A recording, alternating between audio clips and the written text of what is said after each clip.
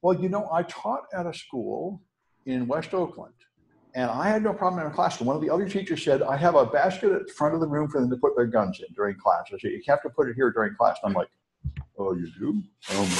I don't have anything like that.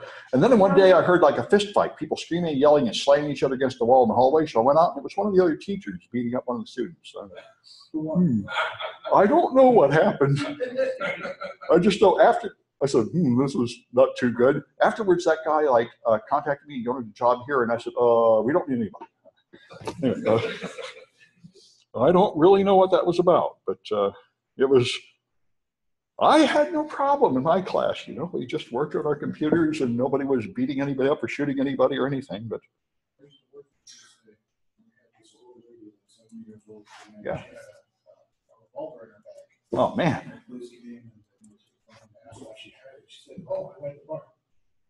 But do you get in trouble for trying to bring a gun on it? Do they arrest you or something? They do. They do not arrest her. Like usually you get arrested unless you're a cop.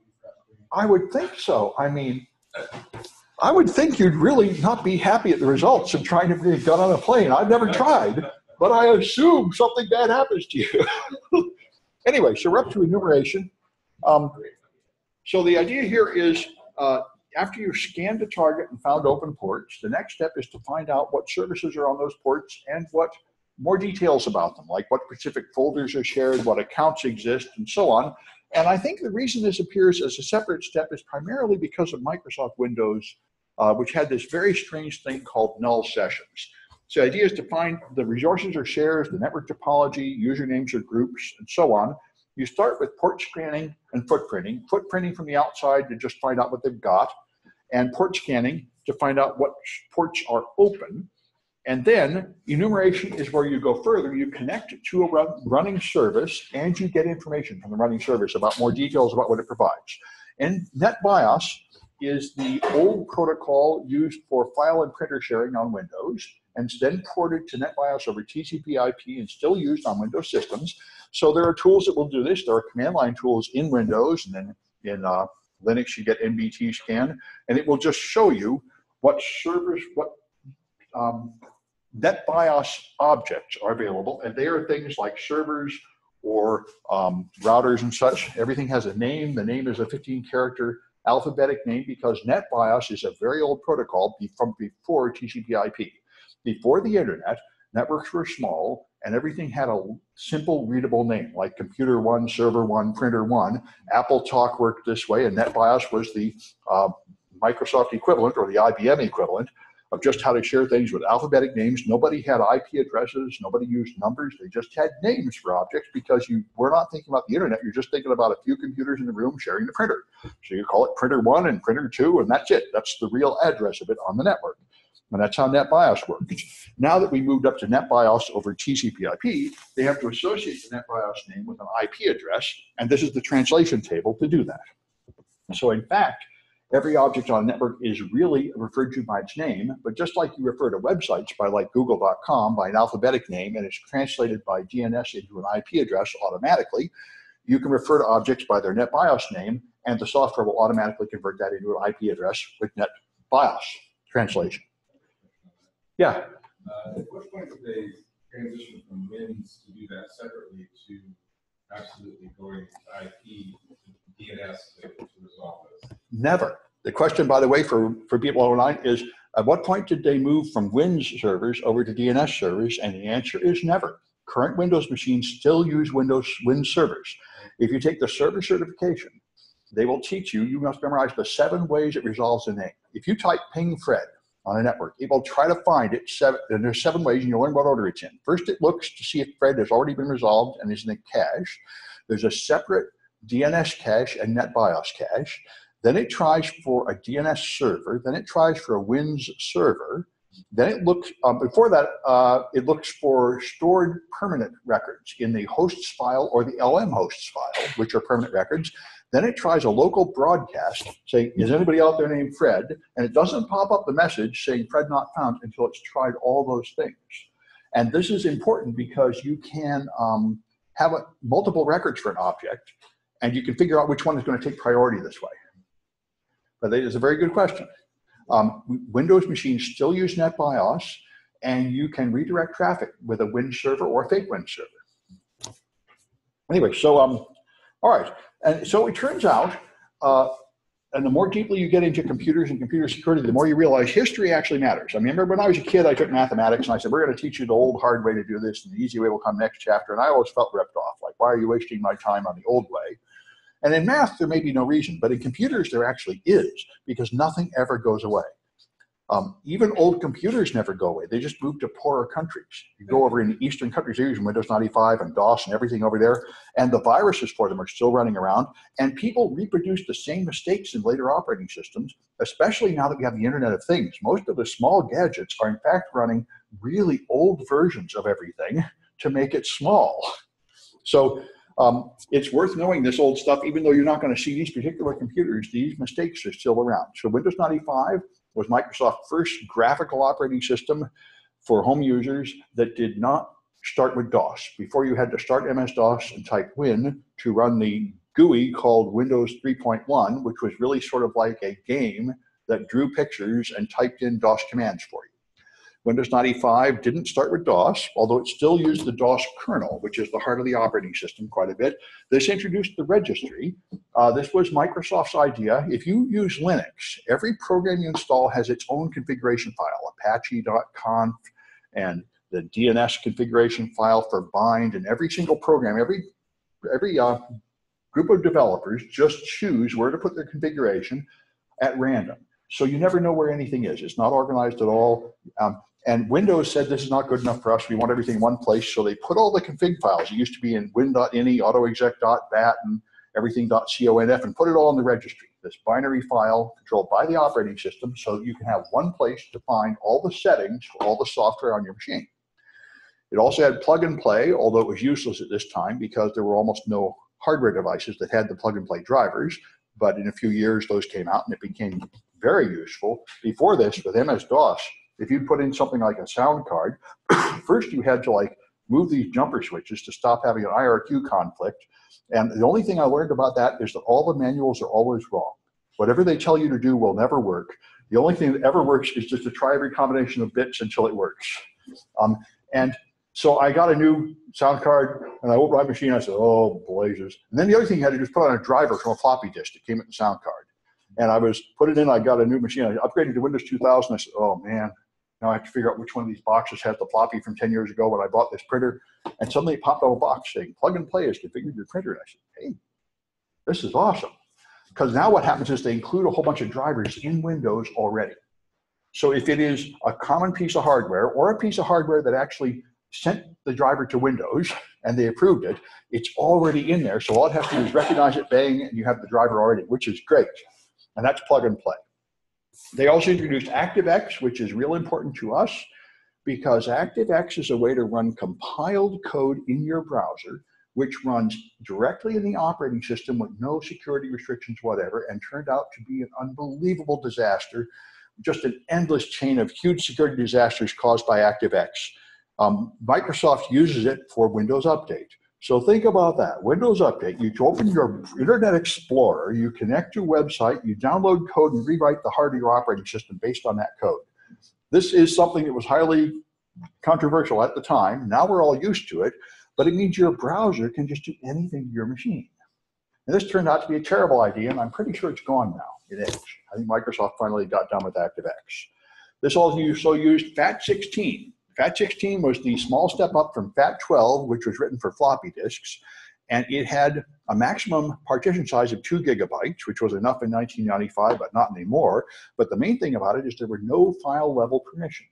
So physical access to the machine means you can read and write every file on that machine. There's no way to say this administrator has full control, other users can only read. There was no provision for that whatever, because nobody thought about any of that. They thought physical access to the machine means you own it, you can now do everything on the machine.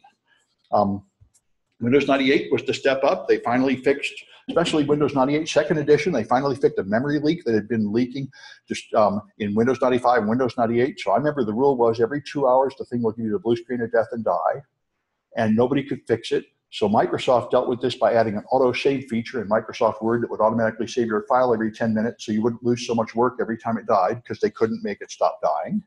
Windows 98 SE, they finally got that memory leak. A memory leak is actually very important. A memory leak is where you allocate memory when a program runs, and when it stops, you don't release that memory. So the memory stays in use, unavailable for the next program, and that is closely related to heap corruption and dangling pointers, which we're exploiting in the 127 class. It turns out to be actually a big issue in later versions. Incorrect use of memory is probably the #1 way people take over machines, and it turns out to be very easy when writing software to not correctly handle memory and make it possible to do the wrong thing in memory. So this introduced FAT32, which was able to handle much bigger volumes, and WinME had System Restore, which was very nice, which lets you roll back the system to the way it was a couple weeks ago, so if something bad happens, you have a chance of recovering from it. Doesn't work very well for malware, but it works for bad drivers and stuff. You never got this feature on servers, because something I only learned when I took server classes is System Restore restores the operating system files from a backup it automatically made in the past, but it does not restore their metadata, like ownership and permissions. So it, in fact, does damage to your system. You don't really go back to the way it was. So servers, it's not considered stable enough to put on a server. The modern solution is an image backup, which came in later versions of Windows. If you make an image backup, you have a complete backup of every bit that's in use on the hard drive. And when you restore from that, the whole machine is exactly the way it was at that earlier time. And this is what all companies and all professional people do now.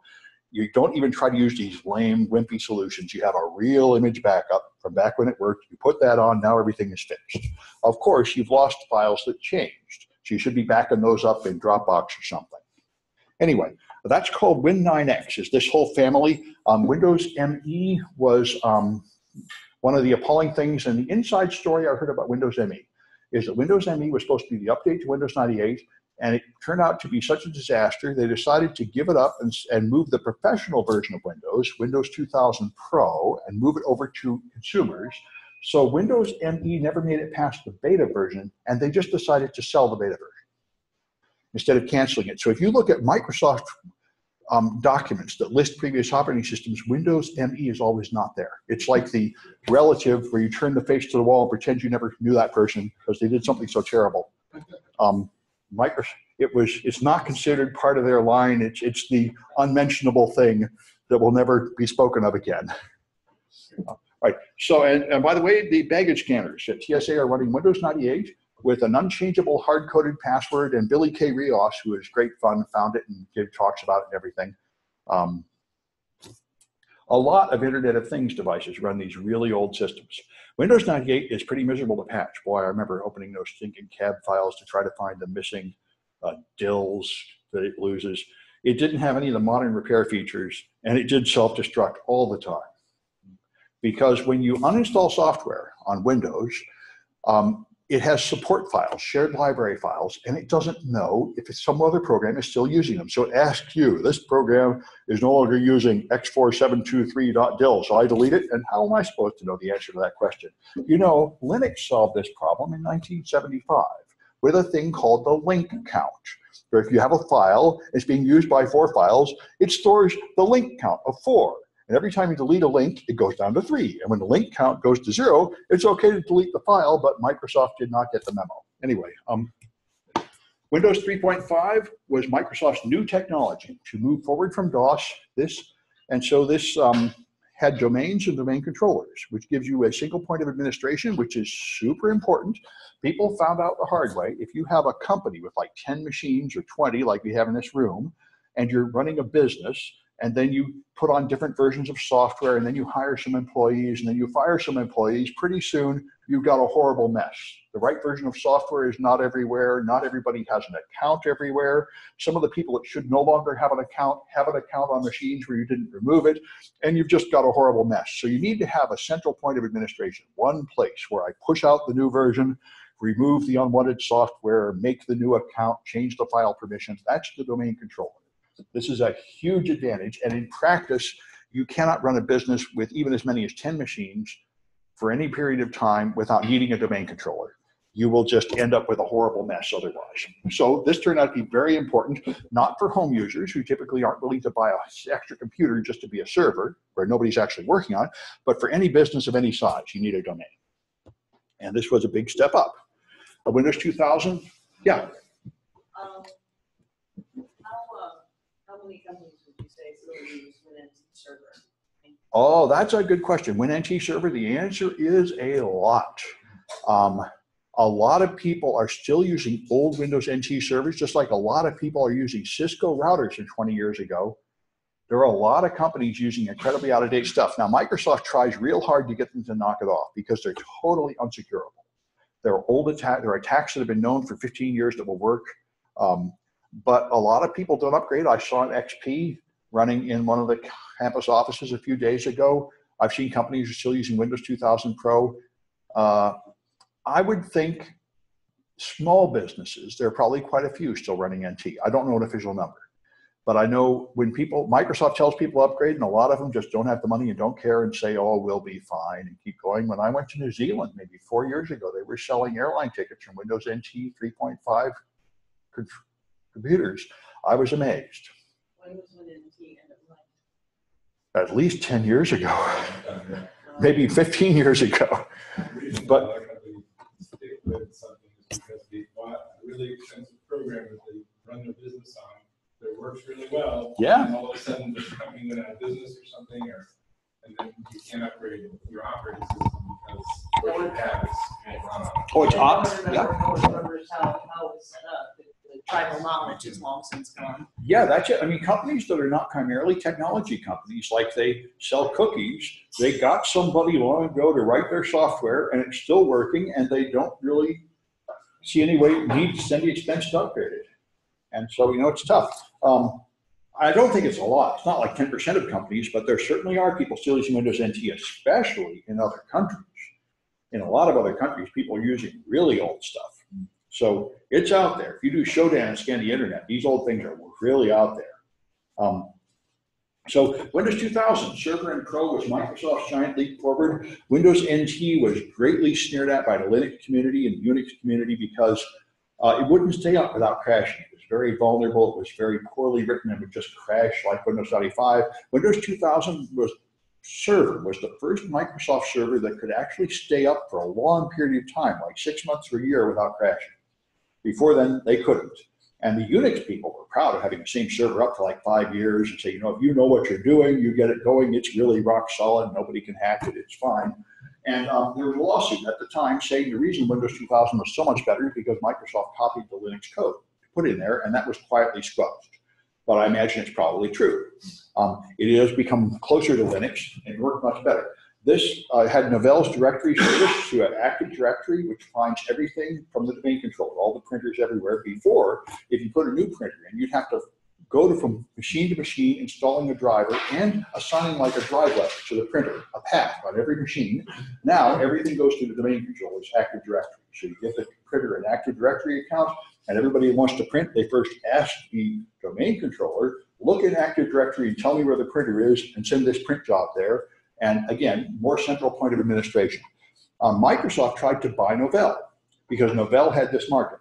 And Novell refused to sell, so they paid enough money to bribe the developer of Novell's directory services to move over to Microsoft and rewrite it called Active Directory. And that was what they did. And it pretty much killed off Novell. Although Novell made a lot of stupid mistakes and sort of withered away. At one time, like in the 90s, Novell owned like more than 90% of all the server market. But they totally fouled up and didn't serve their customers well and let people get in trouble for using Novell, and Microsoft took it away from them. Anyway, Windows XP was a huge leap forward. I think one thing people have forgotten is how much everyone screamed and yelled that XP was wasting my processor on meaningless eye candy and they made it look all pretty, and why didn't they just see like Windows 2000 that was perfect? Because that all came back again, especially with Windows 8. Like, what did you do? Took away the start button. Oh my God. Anyway, so Windows XP was when Microsoft finally started security. When the original Windows XP was an update to Windows 2000 and not terribly popular, but after Service Pack 2, they rewrote the entire operating system, and for the first time, their programmers discovered security. Until this time, Microsoft's official position about security is that it's not worth the bother. Just make products that work when a legitimate user is making a normal effort to get their work done, and don't worry about those stupid hackers. They don't matter anymore. That was Microsoft's official position. So when XP came out, everybody had dancing alligators in the corner and porn popping up and all over the screen. You couldn't control your machine. It would just get hacked. I used to go to the lab. My students couldn't do their homework, so I'd clean up the machines. Next week, we'd come back and they were all infected again. That was Windows 2000, 2001, and so on. 2002 is when Microsoft put in the big changes. A firewall on by default, Windows file protection, which can scan your system files and see if they've changed, like a little version of Tripwire. And data execution prevention, which we're going to talk about today in the 127 class, made the entire category of buffer overflow exploits stop working. It's very powerful because it lets you put permissions on memory, which had not been there before, and now you can mark memory non-executable. So you can store your data in memory that cannot be misunderstood as containing code, and that's how all the attacks worked at this time. So it was a very powerful defense. And this was the Trustworthy Computing Menu in 2002. This was when Microsoft officially changed their entire policy. Until this time, in 2002, Microsoft's official policy was that security is just a waste of time. The only security that matters is to make a product that works under normal business conditions when a normal person is trying to do their job. It is not worth trying to imagine what malicious people will come up with and block that. That's just wasting everyone's time. But at this point, he changed his mind. He said, we're going to change our whole company policy to where we are going to worry about what hackers do, and we're going to make all our products secure by default. Before this, in order to make the product easier to use, Microsoft had everything turned on by default. So if you put up a Windows 2000 server, it was a telnet server, an FTP server, a web server, and a file server. Even if all you wanted to do was share files, it's open over telnet and the web, and people are hacking it, and you don't even know you turned those things on because they're all on by default to make it easier to use. And this is when Microsoft reversed that and said, from now on, everything is turned off by default, and you have to actually go take a class and get a certification and learn how to turn it on, which is a huge burden. And we're going to have to admit that our products are a lot harder to use now, but they're a lot safer.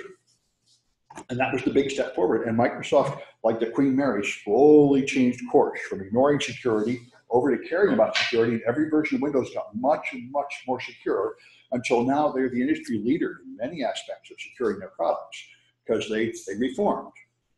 So Server 2003 was the server to go with Windows XP, and it had a Service Pack 1 like XP's Service Pack 2, which rewrote the entire operating system. And what happened to make Service Pack 2, what Microsoft did, I heard this from the insiders, was they stopped development on Windows Vista, which was going to be the upgrade from XP, and they made all their programming staff read a book called Writing Secure Code, which you can get from Microsoft, which taught them what a buffer overflow was and what other vulnerabilities were, which they had never heard of. Normal programmers never learn this.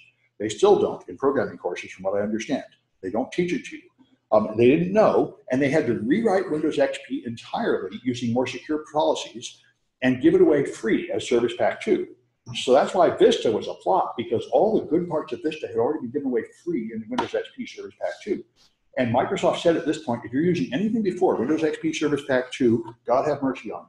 We didn't even know what we were doing back then. Those things are full of holes. We will never find all the holes. There will never be enough patches. Everybody has to upgrade to Windows XP Service Pack 2 or you're doomed. That was their official proclamation, probably posed in slightly different language. But so Server 2003 had the same thing. Service Pack 1 is where really Microsoft security starts. If you want to talk about security, you must start with XP Service Pack 2 and 2003 Service Pack 1. If you're using anything before that, it's just a big kick me sign, like code written by people that didn't even know what they were doing from viewpoint of security. So Windows Vista was the one that came out after that. That was very unpopular because it didn't offer any new features. It didn't anything fun, and it offered new features that irritated you, like user account control. User account control was Microsoft's attempt to catch up with Linux again. For years and years, Linux had this feature where when you surf the internet, you are not logged in as the administrator. You're logged in as a low-privileged user. So if you go to a website and you try to install something, it pops up a box asking for your administrator password. So if you hit a web page that tries to put malware on your machine, it can't do it without you knowing. That was least privilege. And Microsoft finally brought that in, but they put it in Vista so it prompts you to click a button every time anything elevates to administrator, including internal system processes. So it would just argue every time you do anything and drive you nuts. So everybody just turned it off. So what good was that? And this is a very common mistake of new security professionals. To make people secure, we'll just ban everything. No cell phones, no games, no talking in class, no showing up late, have a lot of rules. Suddenly everybody just hates you because they can't even get their work done. So they all find a way to cheat and get around the rules, so you're less secure than you were. You can only push people so far before they break the rules. So it's an issue. BitLocker drive encryption was whole drive encryption. Microsoft had encryption in previous versions of Windows that could encrypt your folders, but this turned out not to be safe because Microsoft makes extra copies of your data in the page file and in temporary files and in crash dumps and in lost clusters. It turns out if you encrypt even your whole profile folder that's got your desktop and your documents and your downloads, there are still copies of your open documents and such elsewhere on the disk. So you can't really say that it's all encrypted. You have to encrypt the whole drive, and that's what BitLocker does. And in order to do that, it has to have some place to put the key. And so BitLocker only works if you have a trusted platform module, which is named after the Navy requirement to make these things secure up to DoD standards. And that is a special chip to hold the key to unlock the hard drive. And at this time, machines didn't have that. That was kind of funny. When Windows Vista came out, the only hardware that would actually fully implement Vista was the Mac. Nobody else had a TPM at that time because Microsoft, and one of the many things that went wrong with Vista is Microsoft had told all the hardware manufacturers like 6 months before it came out, around Christmas, that it would be okay to mass manufacture boxes with 512 megs of RAM. And then like 1 month before Christmas says, oh, you need a gig. And they're like, telling everybody, dude, our warehouses are full of 512 megs machine. We're already selling at Christmas. And now you're telling us what? And that was one of the many reasons it flopped. Anyway, address space layout randomization was a huge step forward. This, in the old days, MS-DOS, right up to this time, you would start a program and it would just use the next available memory. So the operating system would use low parts of memory. You open up Word, it uses the next block. You open up Internet Explorer, it uses the next block. So you can actually pretty much guess what memory every program is using by just launching the same stuff on your machine. And address space layout randomization means every time you reboot the machine and it launches new processes, it randomly disperses them through your memory, like load balancing. So now you don't know what memory is being used by a program. And this again makes it very difficult for attackers to inject code and execute it because they can't find the code. There are attacks that penetrate this, like heap spraying, but again, it raised the bar. A whole category of malware and exploits stopped working, and the attackers had to develop more advanced attacks to get through it. If that's the way it always is. If you think you have a defense that's perfect, you're wrong. There's a lot of intelligent crooks that will find a way through your defense. All you can ever do is raise the bar. They have to try harder, then you have to try harder, and you go forward into the world that way. So you can do it. You can see ASLR and Process Explorer. I'm not going to do it live here, but I'll show you. Process Explorer is the super task manager that lets you see. So if you run on Windows 7, Process Explorer, and then you look at, say, Explorer.exe, which is the process that draws your desktop and the start button, you'll see this time NT-DIL is loaded at 076D-B1000. And if you reboot the machine and do it again, now it's loaded at 77D-4000. So every time you restart the machine, processes move. This shows you the power of ASLR and, by the way, the weakness of ASLR. There are several weaknesses in ASLR. And one of the weaknesses is pretty obvious here. Notice 76DB0000 went to 77D40000. Now that's different, but it's not what I would call really random. The last four numbers stayed 0, the first number stayed 7, it only went from 76 to 77. And that is not just a fluke. In fact, Microsoft ASLR only has about 12 bits of entry. It only moves things to about 1,000 different locations, or 256. So one simple defense against ASLR is to just write your attack and try it 300 times. You'll just get lucky. One of them will happen to not have moved from wherever your attack is headed. And that's every time Microsoft has a defense and it sounds good, when you get down into the details, it's only doing half of what you thought it should. Another fun thing about ASLR is there are a bunch of modules that do not actually randomize. A lot of them. You can just attack them. So, it sounds good, but in practice, it's never quite as wonderful as you thought it was going to be. Server 2008 put address space user account control on the server, gave you drive encryption for a server, which is kind of strange, and I don't think anybody uses it. I mean, the whole point of drive encryption is if you're afraid someone is going to steal the entire box. And your servers are usually locked in a server room and physically safe. You're not carrying them on a laptop on an airplane. So I'm not quite sure why anybody thought BitLocker would do any good, because if the server is running, BitLocker doesn't do anything because it's decrypted while it's running. It only protects it when it's powered off. So I don't understand the threat model that would make you put BitLocker on a server. The ASLR is useful. Network access protection lets you limit how people connect over a network, which is useful to stop some attacks. And server core was a big step forward to compete with Linux, because one of the things about Linux is you can make it as small as you want. There's tiny Linux that fits in 1 megabyte on a floppy. You can make it as small as you want. And Microsoft didn't have a small version, so now they do have an official small version called server core. And they have Hyper-V, which is their response to VMware ESXi. And the version here wasn't much good, but people tell me by around 2012 R2, Hyper-V finally started working well and is well worth using. The earlier versions didn't work very well. Yeah. The BitLocker, I know at least in 2012, they allowed central key management, and it was different. So if you lost your key, I mean, you had lost the workstation in a way, but you had the hard drive, you could still encrypt it. Yes, that's a good point. It's talking about key management in BitLocker. That is a big issue. If you do encrypt your hard drive and you lose the key, you're of course locked out. So they have various ways of doing it. In the early ways, they would just print out like a 25-letter thing and say, please print this out and put it in your safe. And then after that, they had a thing that would automatically put it on your Windows Live account on their servers. And if they integrated with Active Directory in 2012, that would be good. Because you do need, that's the main thing about all forms of encryption and passwords and security. The main thing it does is lock your own workers out and ruin your day. You have to have some way of dealing with workers who get sick, quit, mess up their machine, forget their password. You have to have some routine process to deal with that. So Windows 7 came out. This was, Microsoft was attempting to move forward without maintaining so much backward compatibility, which is the root of a lot of security problems. They gave you a free Windows XP machine running in a virtual machine on Windows 7 in case you had XP-only software. This turned out to be unnecessary because the compatibility features were excellent. And everything that ran on XP also ran on Windows 7 with very few exceptions. User account control was lowered to be less secure, so it would only ask you a question about once a day. But this meant in practice it was more secure because people didn't feel like they had to turn it off anymore. Windows 8 had built-in antivirus, which was a pretty good idea for the first time ever. It had a smart screen to block phishing, and it actually had in principle the secure boot, which would use EFI instead of BIOS to check the operating system on every boot and see that it hadn't been altered. But that only appeared on the ARM version, which nobody ever used because it wouldn't run any x86 software. Windows 8 also got rid of the start button and drive us all nuts with an OS that nobody could ever understand or use, except there are small number of people who love Windows 8. I feel like I should make them leave, but anyway, there's some people who thought it was cool, but most users were just disgusted and stuck with Windows 7. It was just like Vista. All it does is irritate us all and offer nothing we care about. Server 2012 was Microsoft's update of the server operating system, and this was very good.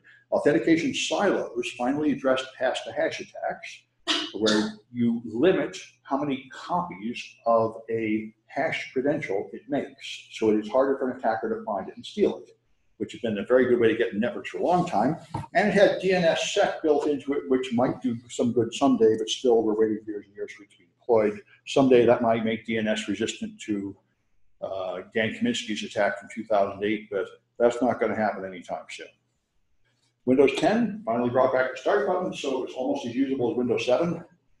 And now Microsoft said there will never be another version of Windows. They're just going to keep updating Windows 10 forever. So now they're forcing us to take the updates, whether you like them or not. And I talked to like Microsoft, one of the Microsoft developers involved in this, on Twitter, and I said, wait a minute now, 3 of the last 12 monthly Windows updates were so terrible they bricked machines and you had to take them back. And now you're not going to let us say no. These two things shouldn't be happening together. If you're going to make us take the updates, your updates ought to be higher quality. You said, yeah, I voted against it, but I was outvoted. So anyway, forced automatic updates. Device Guard is a thing like App Locker that will limit what applications run on a machine And there's Credential Guard, again, to try to hide access tokens so it's harder for bad guys to steal them, because Mimikatz is one of the hacking tools that does this. It's pretty easy to get into a Windows domain and steal a token left behind by a previous user. And if the domain administrator is logging in and moving around leaving tokens, you can get domain admin credentials by just stealing tokens that are left behind. And we do that in 124. Yeah. Is it true that Windows 10 is spying on users? Well, in Windows 10, oh yes. When Windows, well, that is a very interesting question. Is it true that Windows 10 spies on users? Well, when it first came out, people would run Wireshark, and they would see that, in fact, it's sending information to Microsoft about everything you do. And so it certainly does that. However, Microsoft's defense is what they've done is they've made cloud services. For example, their phishing service. It doesn't store a list of all the bad sites on your machine. Instead, every time you open a site in a URL in a browser, it sends it to Microsoft to see if it's a phishing link first. So it does send all kinds of data to Microsoft without telling you, but they didn't. Their defense is they never intended to spy on you. They're not recording it. They're not using it to target ads. They just moved most of their services to the cloud, because the thing about Windows is these kind of machines are pretty much over.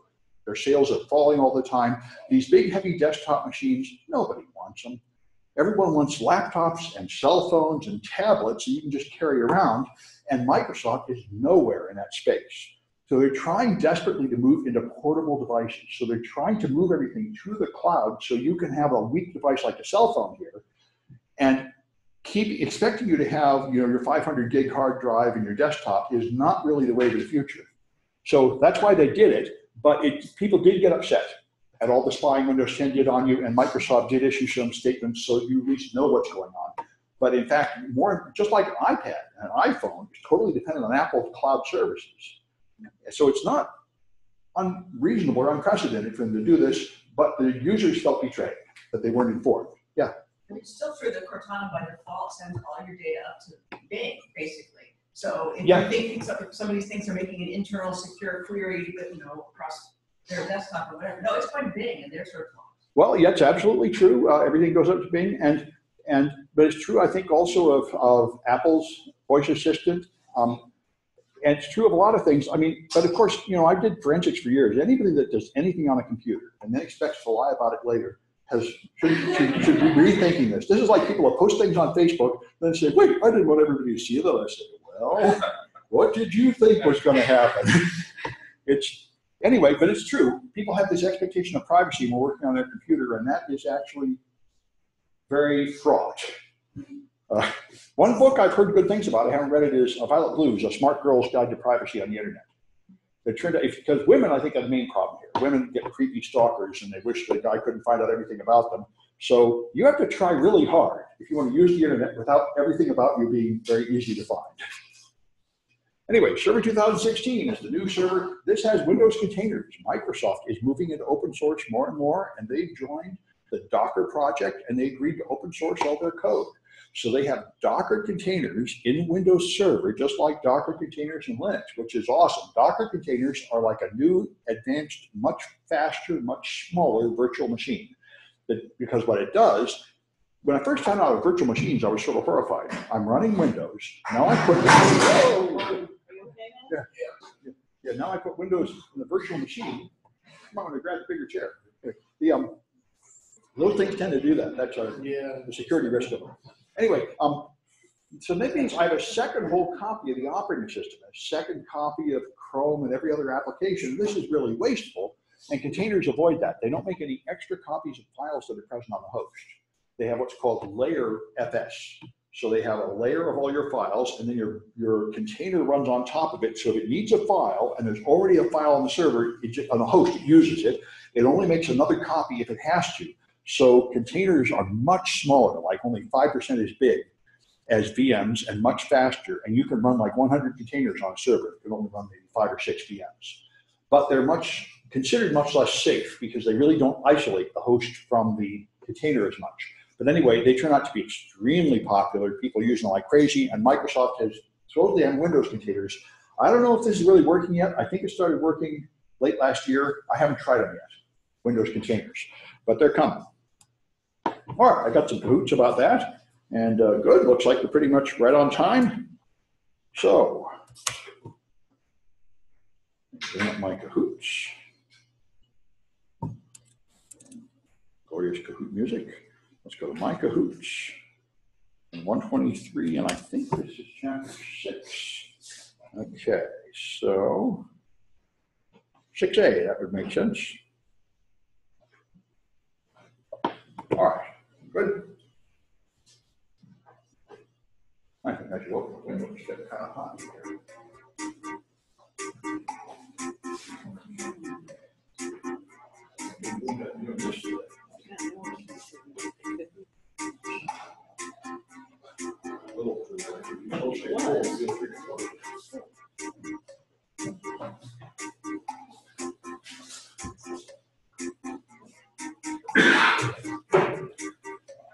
The information storage system is ready.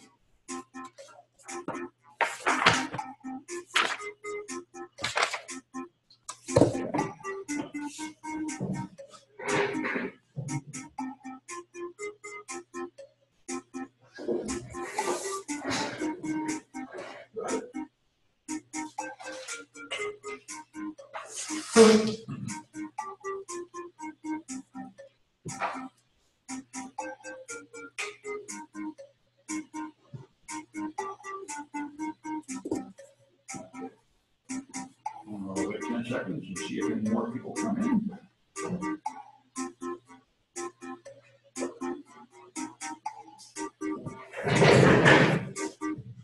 Okay. All right. What version of Windows has Windows 5?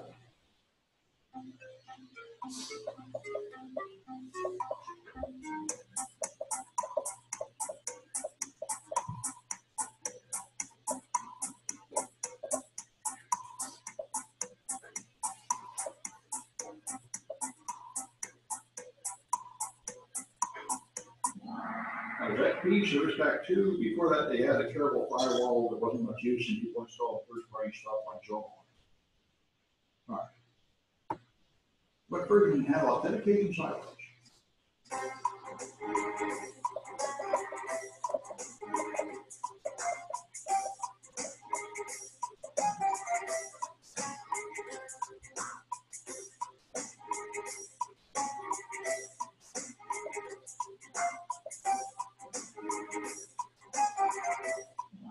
That was 2012, an attempt to moderate hash to hash. This was not on by default, but you could declare protected accounts, which could only be a domain administrator account. It could only log on the domain controller and not on workstations, so it wouldn't be just sitting there ready to get stolen. That was the idea. Which version introduced ASLR?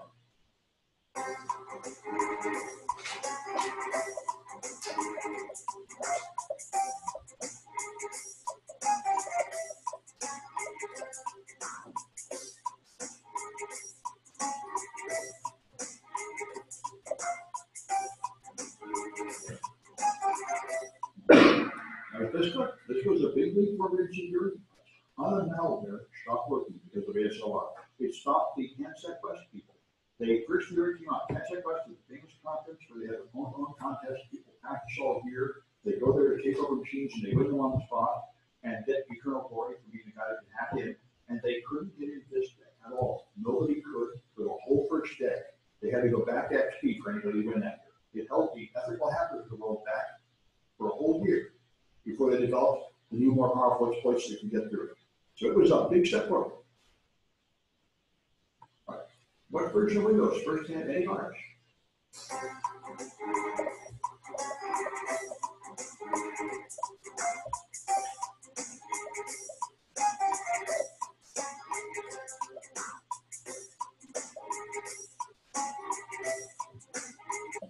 Okay, that was Windows 8. All right. And what version had Server Core?